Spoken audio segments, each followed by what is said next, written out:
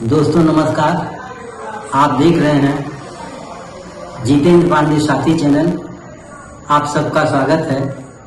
हम इस समय आजमगढ़ के जोकारा में श्री रामानंद सरस्वती पुस्तकालय जोकारा, जिसके संस्थापक आदरणीय श्री विभूति नारायण राय साहब, उनके साथ हैं।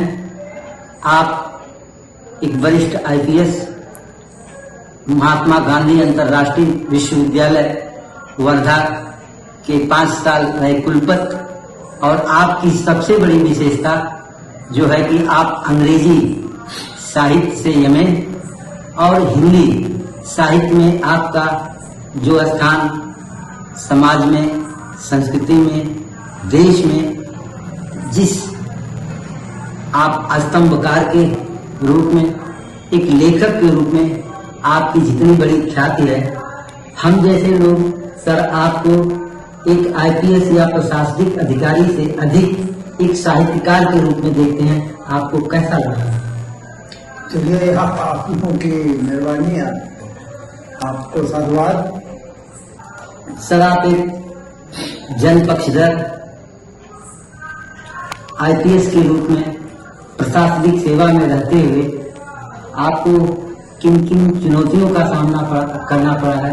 देखिए, पुलिस सबसे ज्यादा दृश्यमान ऑर्गन है राज्य का। जी। सबसे अधिक दिखाई देता है। राज्य के सामने जो चुनौतियां होती हैं वो पहले बराबर दस्ते में पुलिस होती है जो उससे निपटती है। तो सारी जो चुनौतियां समाज के सामने हुई, तो पुलिस अधिकारी के हैसियत से मेरे सामने भी आई, और मुझे लगता है कि जैसा समय था, जिस तरह की चुनौतियां थी, उनमें जो तात्कालिक रणनीति हो सकती है वो अपना करके मैं भी उनसे निपटता रहा। जी। आपका लेखन धर्मनिरपेक्ष मूल्यों के लिए पूरी तरह समर्पित है। आपकी किताबें और उपन्यास पढ़ के ऐसा लगता है। इस बारे में आप क्या कहना चाहेंगे? देखिए, मैं शुरू से ही वाम राजनीति से जुड़ा रहा अपने छात्र जीवन से, और ये वाम राजनीति का तो सबसे बुनियादी जो की शर्त है वो धर्मनिरपेक्षता है। आप भारत के संदर्भ में देखें तो हिंदू, मुसलमान, सिख, ईसाई सभी राज्य के लिए बराबर नागरिक हैं। हमारा संविधान सबको बराबरी का दर्जा देता है। तो स्वाभाविक है कि एक पुलिस अधिकारी की हैसियत से मुझे भी उन्हीं सारी चीजों में विश्वास करना था जो भारतीय संविधान में निहित है। सर, आपने कहा कि हम वाम पक्ष से ताल्लुक रखते हैं, तो आप खुद को नास्तिक कहते हैं। इसके पीछे किस विचारधारा और दर्शन ने आपको प्रभावित किया, और कब से आप नास्तिक अपने? छात्र जीवन से मैं वैज्ञानिक चेतना की तलाश में रहता था, और समाज को देखने का अपना नजरिया भी वैज्ञानिक दृष्टि में मैंने रखने की कोशिश की। तो ईश्वर में शुरू से ही ऐसा नहीं है कि कोई जल्दीबाजी में लिया गया फैसला था, जो पूरी तरह सोच समझ करके और चीजों को देख और बूझ करके मैं इस निष्कर्ष पे पहुंचा कि ये सृष्टि या ये जो संसार है जी, ये किसी बाहरी शक्ति द्वारा नहीं बनाया गया है। इसमें जो जिसे आप कह सकते हैं कि अपने आप धीरे धीरे विकसित हुआ है, और हम इस हद तक आए हैं। मगर डार्विन का विस्तार आप करते जाइए तो आप इस सच्चाई के करीब पहुंचेंगे। तो मैं भी करता था, मैं उसी तरह से सोचता था।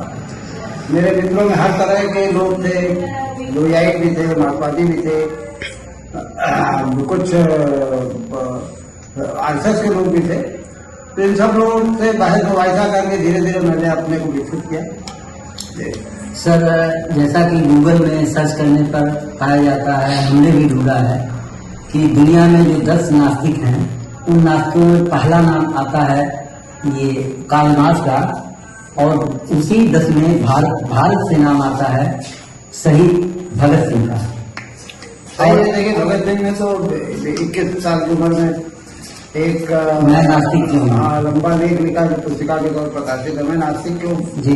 तो भगत सिंह भी नास्तिक किसी उद्वेग में नहीं हुए, किसी आप ये नहीं कह सकते कि भावावेश में या भावुकता के क्षण में, बहुत सोच समझ करके, और उसमें भगत सिंह नास्तिक हुए। तो आपने सही कहा, भगत सिंह हमारे बड़े आदर्श हो सकते हैं।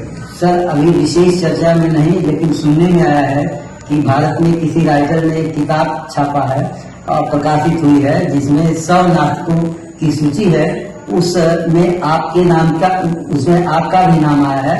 वो कौन सी किताब है, अगर याद हो तो बताएं, और लेखक का नाम। देखिए, एक हमारे भाषा के हिंदी के कवि डॉक्टर रणजीत है।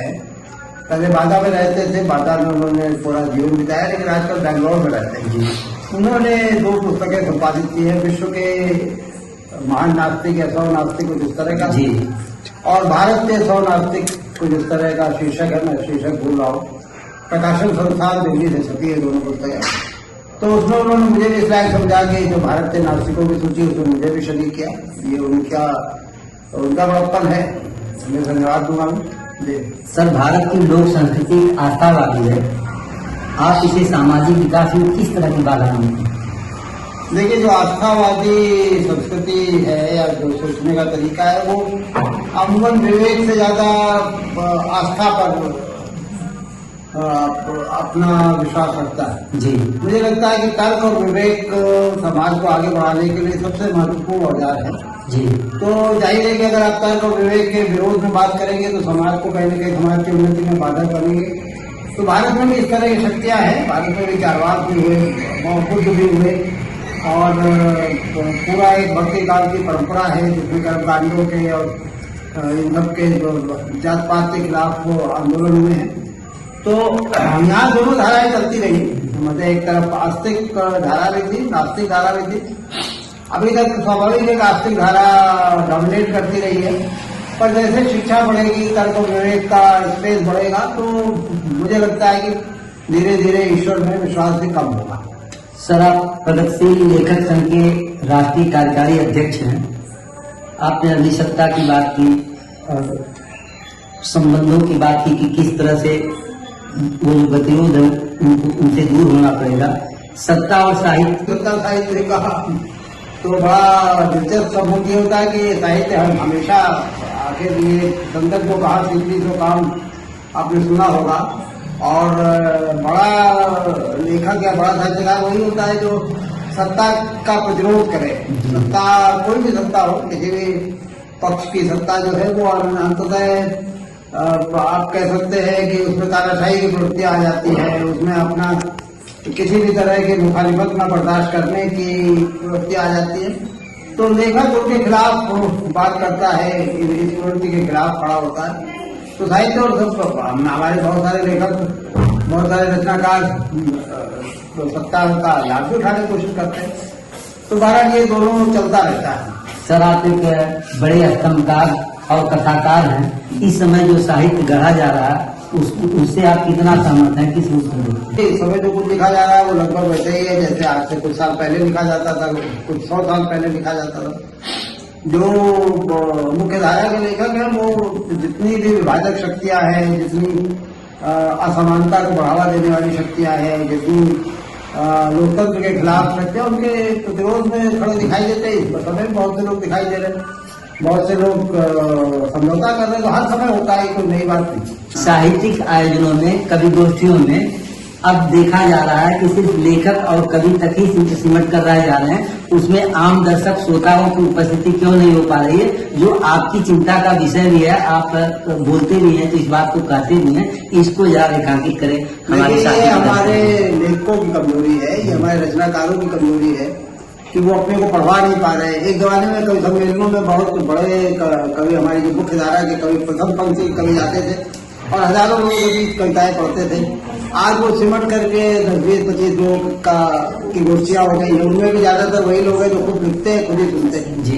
तो ये एक बड़ी चुनौती है। जिस तरह पढ़वा लेना अपने आप में चुनौती, उसी तरह कवियों के लिए सुनवा लेना भी एक चुनौती। सर एक अंतिम सवाल, ये जिस तरह से भारतीय लोकतंत्र में खास करके संवैधानिक संस्थाओं और खासकर चुनाव आयोग पर इस समय जो टिप्पणी चल रही है, जो सवाल उठाए जा रहे हैं, भारत के लोकतंत्र के लिए, न्यायपालिका के लिए, आम जनता में किस तरह का संदेश जा रहा है और इसे दूर करने के लिए क्या किया जाना चाहिए? देखिए, संदेश तो कोई बहुत अच्छा नहीं जा रहा। खासतौर से हमारा चुनाव आयोग जिस तरह उसकी छवि बनाई जा रही है जनता के बीच में, तो बहुत अच्छी बात नहीं है। जनता के बीच जो शक्तियां हैं उन्हें इसमें चुनौती के तौर पर लेना चाहिए और इसका विरोध करना चाहिए। और मुझे उम्मीद है कि भारतीय जो मतदाता है, भारतीय जनता, उसकी प्रौढ़ता में जी मुझे पूरा यकीन है वो कोई बहुत ज्यादा ये लोग हमारे कोई तंत्र में विचलन नहीं कर पाएंगे। सर, आपने साथी के साथ समय दिया, बहुत बहुत धन्यवाद।